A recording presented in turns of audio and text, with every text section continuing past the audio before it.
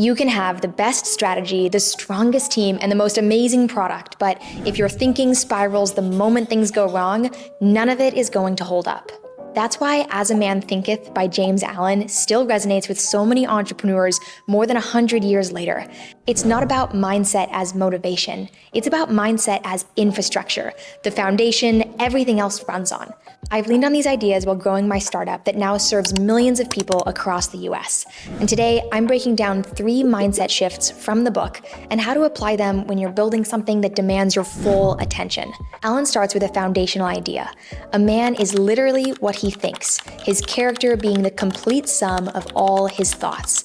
Allen isn't just talking about wishful thinking here. He's talking about cause and effect.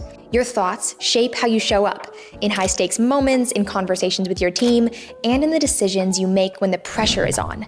If your internal dialogue defaults to scarcity or fear, like, I don't have enough time, or this might fail, that shows up in your leadership. Maybe you micromanage or avoid making bold moves. But if your thinking is grounded, focused, and intentional, that calm clarity carries over into your company culture.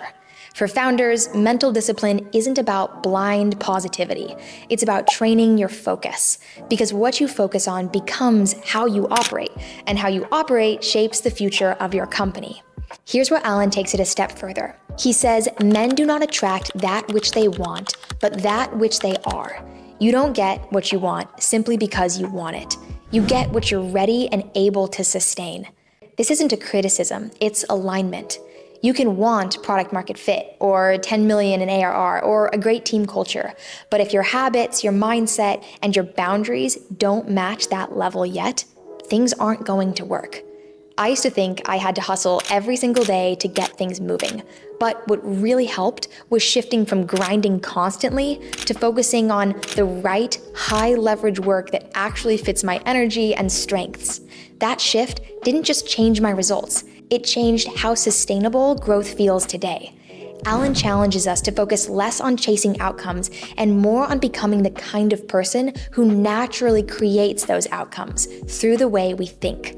This is especially important for entrepreneurs, and it reminds me of this idea that I've heard from my mom over and over again, which is to dress for the job you want, not the one you have. When you put on the clothes or the beliefs of the person you want to be, you start to become that person. For my last takeaway, Allen addresses a pattern that derails even the most driven founders, which is the soul attracts that which it secretly harbors, that which it loves, and also that which it fears. If the same problems keep popping up, Allen says it's time to ask yourself, what thought pattern is still running in the background? Maybe it's the fear of not being enough, fear of slowing down, fear of being seen as weak or incapable, or being seen at all. Even if those thoughts are quiet, they're shaping your behavior. This plays out all the time in founder life. It might look like overcommitting instead of focusing on what matters most, or saying yes to a bad deal because you're scared you won't get another, or micromanaging because you're afraid of losing control or looking incompetent. Allen's point is clear. If you don't address those fears, you will keep building your business around them, and eventually you'll hit a ceiling that no external strategy can break through. Self-awareness isn't just a bonus here, it's a core part of our execution strategy. If you're building something meaningful, your thoughts aren't separate from the outcome. They actively shape it. As a Man Thinketh isn't loud or flashy, but it's sharp, and if you're willing to look closely, it will change how you operate. If any of this helped reframe your thinking, leave me a comment. I'd love to hear what resonated with you. And if you want another mindset shift that actively applies to building, check out my breakdown of Steal Like an Artist next week. Thanks so much for watching. I'll see you on Thursday.